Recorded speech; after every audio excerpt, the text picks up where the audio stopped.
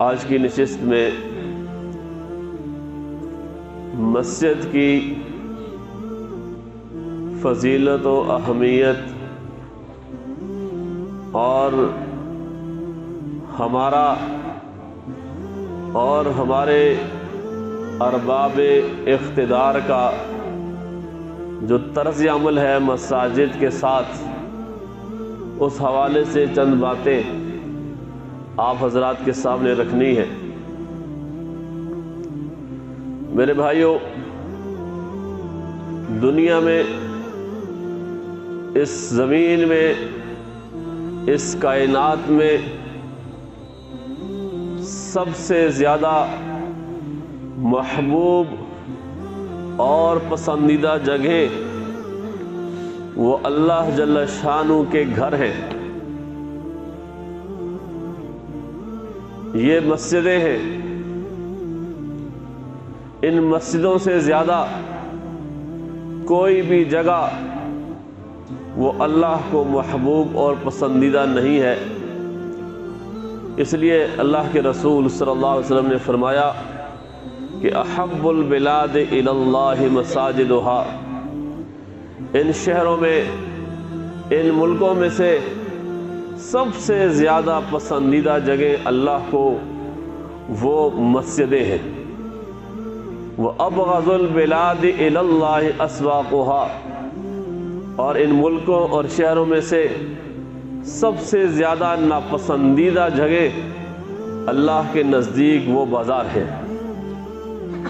تو اس لیے مسلمانوں کو بار بار یہ تاکید کی گئی ہے کہ مسجد کے ساتھ اپنا تعلق وابستہ کریں، اس تعلق کو مضبوط کریں، اور ضرورت نہ بھی ہو، نماز کا وقت نہ بھی ہو تو مسجد میں بیٹھے، مسجد میں وقت گزاریں، لیکن بازار میں ضرورت ہو تو بازار میں جائیں، بلا ضرورت بازار میں نہ جائیں۔ یہ ان دونوں کی جگہوں کا آپس میں فرق واضح کر دیا ہے۔ اور مسجد کی اہمیت اللہ اور اس کے رسول صلی اللہ علیہ وسلم کے ہاں کتنی زیادہ ہے، آپ اس بات سے اندازہ لگائیے کہ جب اللہ کے رسول صلی اللہ علیہ وسلم مکہ کو چھوڑ کر مدینہ طیبہ تشریف لائے تو آپ صلی اللہ علیہ وسلم نے سب سے پہلا کام وہ مسجد بنانے کا کیا۔ سب سے پہلا کام، کوئی اور کام کیا ہی نہیں۔ سب سے پہلے آپ صلی اللہ علیہ وسلم نے مسجد نبوی کے لیے جگہ کا انتخاب کیا، جگہ کا بندوبست کیا، اور اس کے بعد پھر صحابہ کرام رضوان اللہ تعالی علیہم اجمعین کے ساتھ مل کے آپ صلی اللہ علیہ وسلم نے بذات خود مسجد کی تعمیر میں حصہ لیا۔ تو سب سے پہلا کام یہ کیا کہ مسلمانوں کے لیے مسجد کا بندوبست کیا۔ اس کی وجہ کیا ہے؟ اس کی وجہ یہ ہے کہ مسلمانوں کے لیے جو سب سے بڑا مرکز، ان کے دین کی حفاظت کا مرکز، ان کی ساری جو مشکلات ہیں، جو ان کی حاجات ہیں، اگر کسی جگہ سے پوری ہو سکتی ہے تو وہ مسجد ہے۔ کہ مسجد میں جائیں، اپنے رب کے ساتھ جا کے لو لگائیں اور اپنے رب کے سامنے گڑ گڑائیں اور اپنی حاجات، ضروریات اپنے رب سے پوری کروائیں۔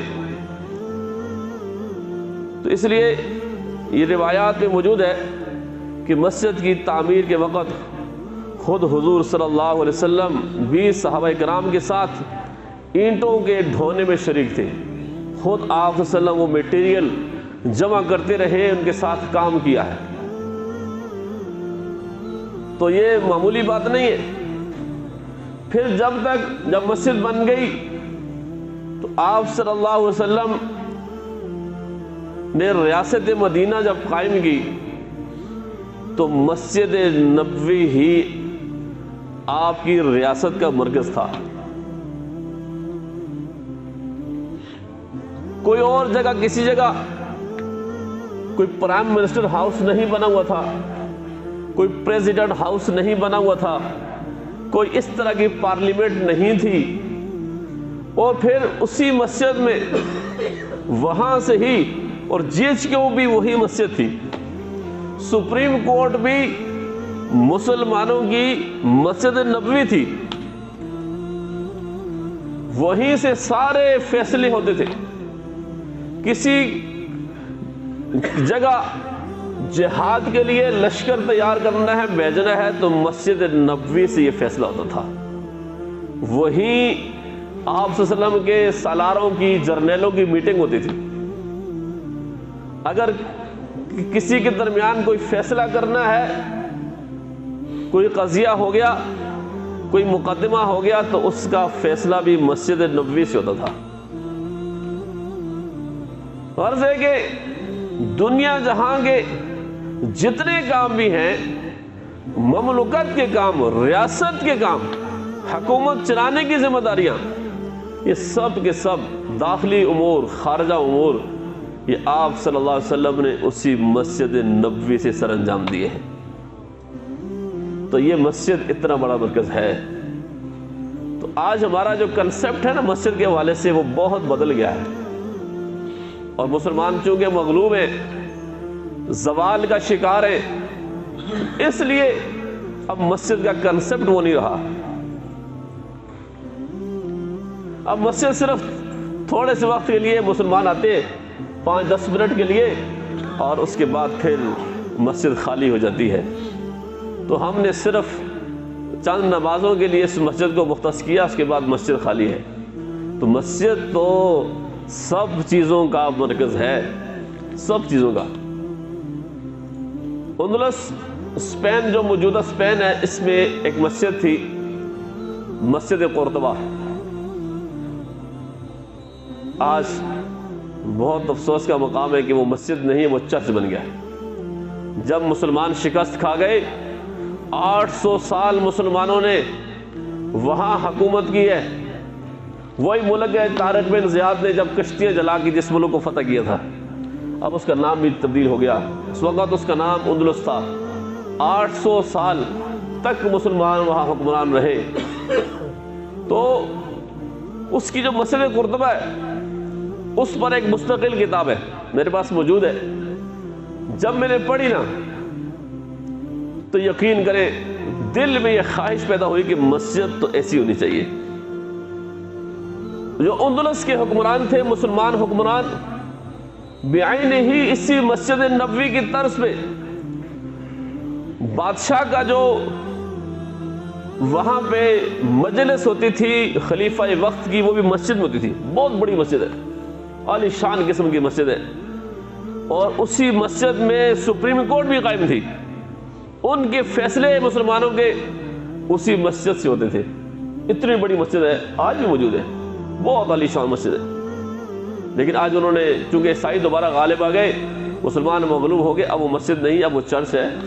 علامہ اقبال مرحوم کی اس پہ ایک نظم بھی ہے مسجد قرطبہ کے حوالے سے، بڑی شاندار قسم کی اور افسوسناک بات۔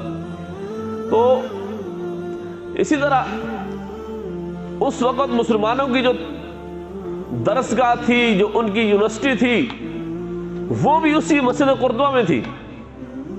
تو اس طرح کی 5 مرلے 10 مرلے، ایک کنال، اب تو یہاں تک معاملہ آ گیا نا۔ تو اس وقت مسجدیں ایسی نہیں ہوتی تھیں، بڑی بڑی مسجدیں ہوتی تھیں، اور یہ مسلمان حکمرانوں کا طرح امتیاز تھا مسجدیں بنانا۔ اس لیے آپ تاریخ میں دیکھیں، جہاں جہاں مسلمان حکمران رہے ہیں، وہاں آج بھی بہت ہی عالی شان قسم کی مسجدیں وہ مسلمان بادشاہوں کے نام سے موسوم ہیں۔ ہمارے ملک میں بادشاہی مسجد لاہور، جس کو ہم شاہی مسجد کہتے ہیں، یہ بادشاہوں کے بنائے، اس وقت انہوں نے بنائی تھی۔ فیصل مسجد بھی اس کی ایک مثال ہو سکتی ہے، شاہ فیصل نے بنائی تھی۔ تو یہ مسجدیں بنانا، یہ اور اس شان و شوکت کے ساتھ بنانا، اور ان مساجد میں ہر قسم کی سہولیات اور ان کو ہر قسم کے مراکز کی حیثیت دینا، یہ باقاعدہ مسلمانوں کا ترا امتیاز رہا ہے، اور اللہ کے رسول صلی اللہ علیہ وسلم اور خلفائے راشدین کی باقاعدہ سنت ہے۔ تو یہ مسجدیں آباد کرنا اور مسجدیں بنانا، اس کے بھی قرآن و حدیث میں اللہ کے رسول صلی اللہ علیہ وسلم نے بہت فضائل وارد فرمائے، ارشاد فرمائے۔ قرآن کریم کی سورہ توبہ میں ہے، اللہ فرماتے ہیں کہ انما یعمر مساجد اللہ، کہ مسجدوں کو تو آباد، اللہ کی مسجدوں کو آباد کون کرتا ہے؟ من آمن باللہ والیوم الآخر، جس نے اللہ کے اوپر قیامت کے دن پر ایمان لایا ہو، اس کا ایمان ہو، تو وہ اللہ کی ان مسجدوں کو آباد کرتا ہے۔ وقام الصلاۃ وآت الزکاۃ، نماز کا اہتمام کرتا ہے، زکوٰۃ دیتا ہے۔ ولم یخش الا اللہ، اللہ کے علاوہ کسی سے ڈرتا نہیں ہے۔ فعسیٰ اولئک ان یکونوا من المہتدین، فرمایا امید ہے کہ یہی لوگ ہدایت یافتہ ہیں، ہدایت پانے والوں میں سے ہیں۔ جو مسجدیں آباد کرتے ہیں تو وہ ہدایت یافتہ ہیں۔ مسجدیں بنانا اور مسجدیں آباد کرنا اور ان کی ساری ضروریات پوری کرنا، مساجد میں تعلیم و تعلم کا ماحول، دین سیکھنے سکھانے کا بندوبست کرنا، یہ سب کا سب یہ مساجد کو آباد کرنے میں شامل ہے، اور سب کے لیے یہی فضیلت ہے۔ تو جتنے لوگ بھی مساجد کی تعمیر میں حصہ لیتے ہیں، جتنے لوگ بھی مساجد کو آباد کرنے کی فکر کرتے ہیں، اعمال کے ساتھ اور تعلیم و تعلم کے ساتھ، قرآن کریم اور احادیث سیکھنے سکھانے کے لیے، وہ سب کے سب ان ہدایت یافتہ لوگوں میں سے ہے۔ اور مسجد بنانا اللہ کی رضا کے لیے، اللہ کے رسول صلی اللہ علیہ وسلم نے فرمایا کہ جس آدمی نے اللہ کی رضا کے لیے مسجد بنائی، فرمایا کہ اللہ تعالیٰ جنت میں اس کے لیے گھر بنائے گا۔ اب یہ حدیث سن کے نا آدمی کے اندر بعض اوقات یہ سوال پیدا ہوتا ہے کہ یار میرے پاس تو اتنے وسائل نہیں ہیں، میں تو مسجد نہیں بنا سکتا۔ تو اس کا جواب بھی ایک دوسری حدیث میں ہے، تو یوں کہیے کہ اس کی وضاحت ایک دوسری حدیث میں ہے۔ حضرت جابر بن عبداللہ رضی اللہ تعالیٰ عنہ کی روایت ہے کہ رسول اللہ صلی اللہ علیہ وسلم نے فرمایا من بنا مسجدا للہ کمفحص قطات او اصغر بنى اللہ لہ بیتا فی الجنہ، فرمایا کہ جس نے اللہ کے لیے یعنی اللہ کی رضا کے لیے قطات پرندے، بٹیر یا اس سے بھی چھوٹا پرندہ، کتنا سا بٹیر ہوتا ہے چھوٹا سا، اس سے بھی اتنی یا اس سے بھی چھوٹی وہ مسجد اس نے اللہ کی رضا کے لیے بنائی، فرمایا اللہ تعالیٰ اس کے لیے بھی جنت میں گھر بنائے گا۔ تو ضروری نہیں ہے کہ انسان پوری بنا لے تو بہت اچھی بات ہے، لیکن اگر اس کی جتنی بھی استطاعت ہے، اس نے ایک اینٹ بھی خرچ کی ہے، سیمنٹ کی ایک بوری بھی دی ہے، تو پھر بھی وہ اس اجر و ثواب میں اللہ جل شانہ کہ ہاں وہ شریک ہے۔ یاد رکھیے اللہ تعالیٰ یہ نہیں دیکھتے کہ انسان نے کتنا زیادہ خرچ کیا ہے، اللہ تعالیٰ تو انسان کے نیت کو دیکھتے ہیں، اس کے اخلاص کو دیکھتے ہیں۔ اگر ایک آدمی نے اخلاص کے ساتھ اپنی استطاعت کے مطابق کسی بھی جگہ مسجد کی تعمیر میں حصہ لیا تو اس کو بھی جنت میں پورا گھر ملے گا۔ تو اللہ تعالیٰ کے ہاں تو کسی چیز کی کمی نہیں ہے، اللہ تعالیٰ کے خزانے تو بہت وسیع ہے۔ اس لیے مسجدوں کو آباد کرنا، ان کی تعمیر توسیع میں حصے لینا، یہ ایمان والوں کی نشانی ہے۔ اور دوسری جو آیت میں کریمہ میں نے پڑھی ہے کہ سورہ بقرہ کی آیت نمبر 114 کہ وَمَنْ أَظْلَمُ مِمَّنْ مَنَعَ مَسَاجِدَ اللَّهِ، فرمایا کہ جو آدمی اللہ کی مسجدوں سے روکتا ہے، اس سے بڑا ظالم کون ہو سکتا ہے؟ ان یذکر فی حسبہ، کہ ان مسجدوں میں اللہ کا ذکر ہو، اس کا نام بلند ہو، وسعی فی خرابہا، اور ان مسجدوں کو اجاڑنے میں، ان کے ویران کرنے میں وہ کوشش کرتا ہے، حصے دار بنتا ہے۔ تو اگلے الفاظ جو ہیں وہ بہت سخت ہیں۔ سب سے پہلے تو یہ فرمایا نا کہ اس سے بڑا ظالم ہے ہی کوئی نہیں۔ فرمایا کہ لہم فی الدنیا خزی، اس کے لیے دنیا کی زندگی میں رسوائی ہے، ذلیل ہوگا، وَلَهُمْ عَذَابٌ عَظِيمٌ، اور اس کے لیے آخرت میں بڑا عذاب اللہ نے تیار کیا ہے۔ تو میرے بھائیوں، یہ مسجدوں سے روکنا کسی بھی طریقے سے ہو تو فرمایا کہ یہ انسان سب سے بڑا ظالم ہے۔ ہمارے ملک میں یہ بہت ہی عجیب حالات ہیں، پتہ نہیں کیسے کیسے لوگ ہمارے اوپر مسلط ہو جاتے ہیں۔ مسجدیں بنانا، یہ جیسے میں نے عرض کیا، یہ مسلم حکمرانوں کا طرۂ امتیاز رہا ہے، ان کی خاص ایک وہ بڑے لگاؤ کے ساتھ، بڑی محبت کے ساتھ بڑی بڑی مسجدیں بناتے تھے۔ لیکن ہمارے ملک میں ہمارے حکمران، ہمارے ارباب اقتدار وہ مسجدیں گراتے ہیں، وہ مسجدیں گرانے کے حکم دیتے ہیں، آرڈر جاری کرتے ہیں۔ اللہ نے فرما دیا کہ من اظلم، فرمایا کہ ان سے بڑا ظالم نہیں ہے جو اللہ تعالیٰ کے ان گھروں کو ویران کرتے ہیں، اجاڑتے ہیں، گراتے ہیں۔ یہ سب اس میں شامل ہے۔ اور یاد رکھو کہ مسجد، آج کل لوگوں نے نا میڈیا پہ ایسے لوگ ٹاؤٹ قسم کے بٹھائے ہوتے ہیں، ان سے وہ مرزے کی طرح تو اسلام کی تشریح کرواتے ہیں، غامدی صاحب کی طرح۔ تو پھر وہ سمجھا جاتا ہے کہ تاثر یہ دیا جاتا ہے کہ مسجدیں مولویوں کی ہیں۔ وَأَنَّ الْمَسَاجِدَ لِلَّهِ، مسجدیں اللہ کی ہیں، کسی کی ملکیت نہیں ہے، یہ تمام مسلمانوں کی مشترکہ متاع ہے۔